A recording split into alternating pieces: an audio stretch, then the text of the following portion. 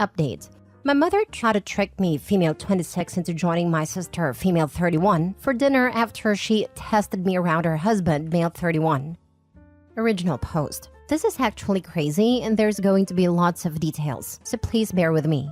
My sister recently got married. It's been about 3 to 4 months. I didn't really see much of them after the wedding, honeymoon, and then back to work. But once a month, our family all gets together and my parents host a huge feast. Since this took place a week ago, it was for the month of August. During this dinner, my brother-in-law was being extremely weird towards me.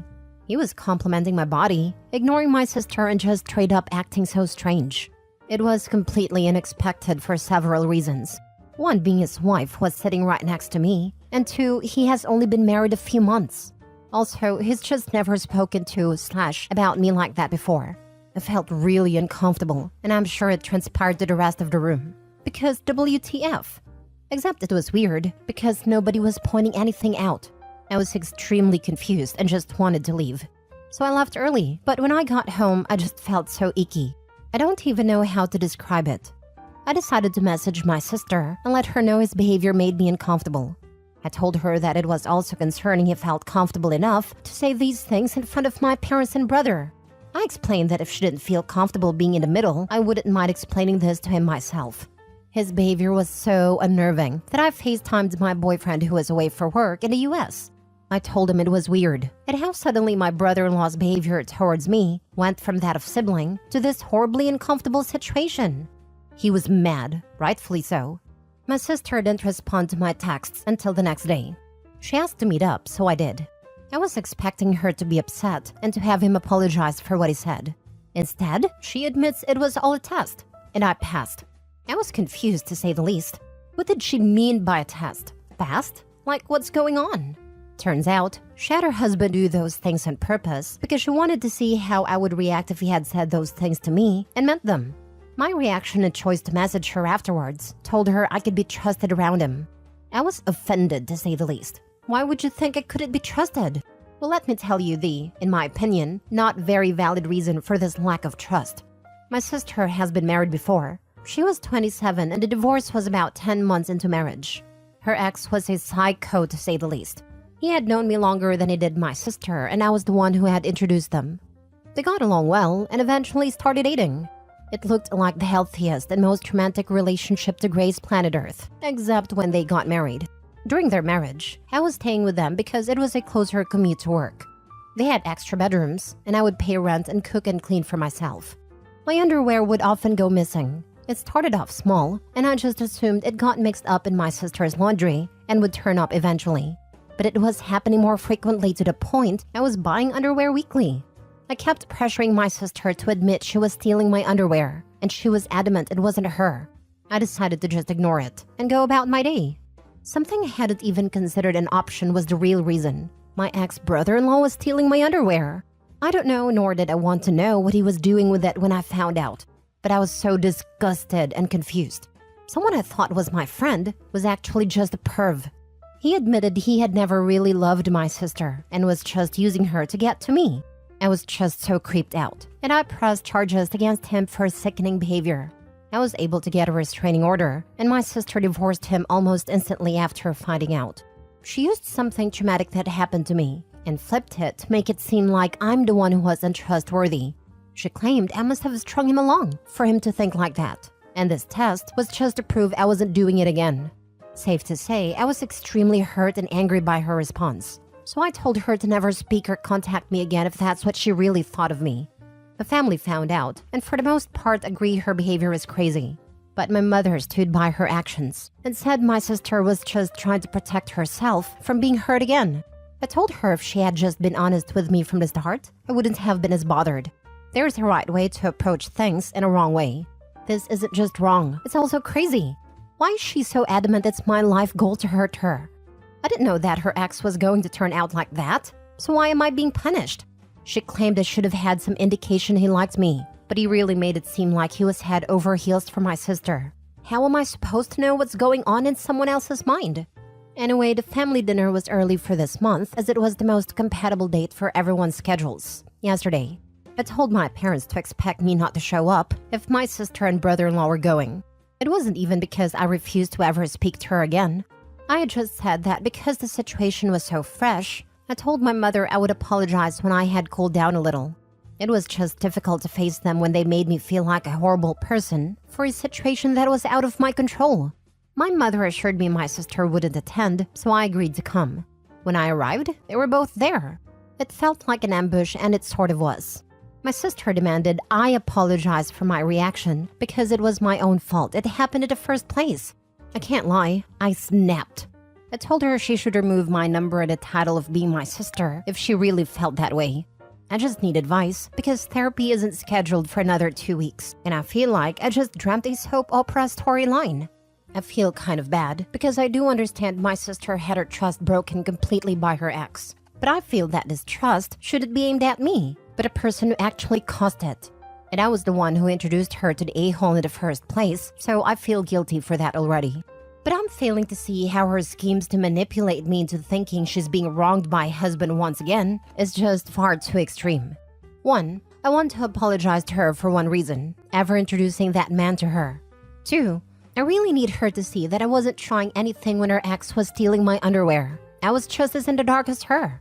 How do I go about doing the above because I want to put this behind me and move on? I was just about healing from her former marriage, and now this one is also putting me in a very uncomfortable position. With my sister, my brother-in-law, and my own mother. Any advice on how to tackle apologizing, getting my sister's trust back, and showing her I truly just want the best for her? Now for the top advice before reading the update. You have nothing to apologize for. Stop accepting the blame for something you had no part in other than being the victim. Your sister's ex was talking you, and she was caught in a crossfire. Then all this nonsense with her new husband, you have nothing to apologize for there either. Honestly, your sister and your mom are crazy. They're blaming you for the fact that your sister came into contact with a crazy person stalking you and fell for him. Then to absolve her of all the blame for not realizing what was going on, it's become all your fault? Do not apologize. Do not make compromises with them. Your sister is a horrible, disrespectful POS, and I would cut all contact with her until she makes some kind of apology and contrition. You are being painted as the bad guy because something bad happened to you. Personally, I would remove myself from both their lives until they either see the light or they would not see me again. You don't need your sister's trust back. She literally played you with some weird fake test to prove you were honest when you had never been dishonest in the first place. Ignore those people. Get angry. You are being disrespected in this as much as you were disrespected by that horrible prick she married.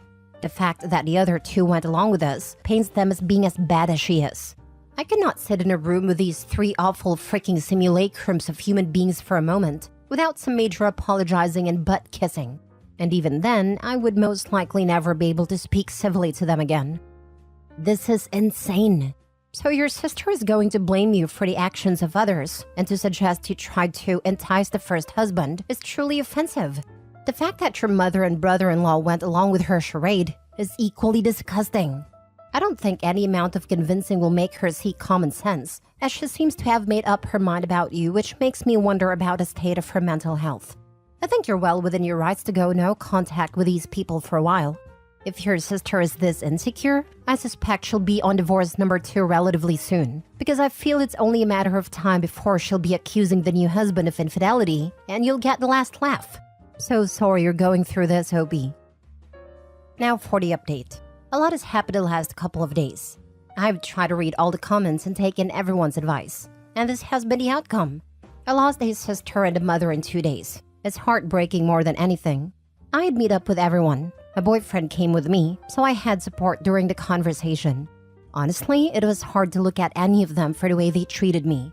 I'm so thankful for everyone opening my eyes to the crazy behavior exhibited in the first part of this story. In front of everyone, my mother admitted to knowing about the plans from the start. Sister confided in her, and she agreed it was a good idea. She supported her son-in-law openly harassing her daughter.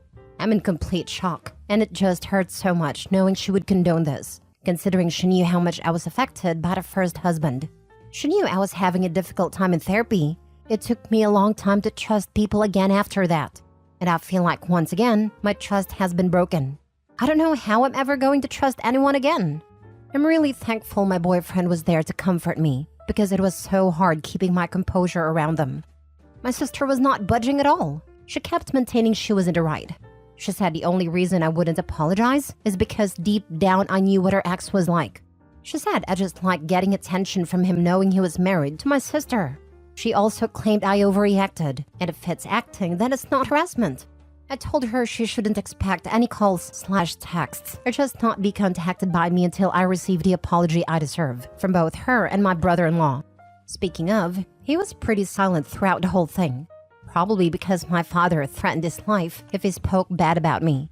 He did say that the only reason he did it was to placate my sister because she kept accusing him of ogling me, but still no apology from him. My mother, this one broke my heart the most. She told me I was over-exaggerating and that I should be happy to have passed my sister's test. She actually said the words, "We can all move on now." I was in complete awe, to be honest. How could she think that things would just go back to normal after this? I asked why she was supporting such delusional behavior, and she said it was because she loved my sister and wanted her to be happy. I asked her if she loved me as much as my sister, and she said yes. It seemed hesitant, but I don't want to read too much into that. I told her I wanted an apology for her schemes. She refused, so I gave her the same conditions I gave my sister and brother-in-law. Until I get an apology, I simply am not speaking to all three of them. As a result, I also probably have to go low contact with my brother and dad because they both live with my mother. I mean, I'll hang out with them outside and without the presence of my mother, but if she'll let them is the question. I know some of you have suggested spending time with my boyfriend's family on holidays and occasions. I think it was just one person, but oh well. I haven't met my boyfriend's family before because they live in the US. But after this situation, I've taken 2 weeks paid holiday for the end of this month and it's taking me to meet them for the first time. I hope it goes well because they might be the only family I have now. My therapy session has been moved to tomorrow because I requested an emergency appointment. Wish me luck. Anyway, my biggest thanks goes to all you Redditors for helping me see the situation for what it was. For your advice and compassion, I'm really grateful.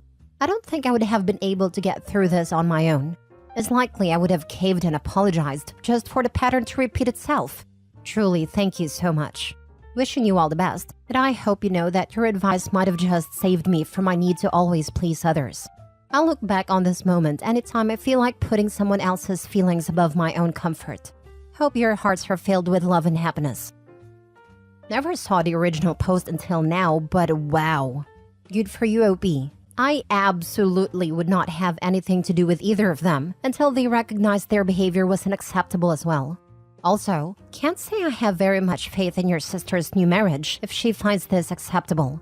Regardless, glad you made a decision you're at peace with. Thank you. It was a difficult decision. Our culture is centered around family, which is why we would get together as much as possible. It's going to be strange not seeing them as often, but my memories with them have been tainted by this horrible experience. I'm proud of you. You did the right thing, and I know it wasn't easy. I hope your trip to the US goes well. Another thing to think about is, it's not bad if you don't have family get-togethers at holidays. You and your boyfriend are a family, and you can build new traditions together. Thank you, and I love the idea of creating new traditions with my boyfriend. Especially because we have lots of couple friends, and I've always loved the idea of hosting a huge party with them all. Last story. I abandoned my family because my daughter knew about my wife's affair for money.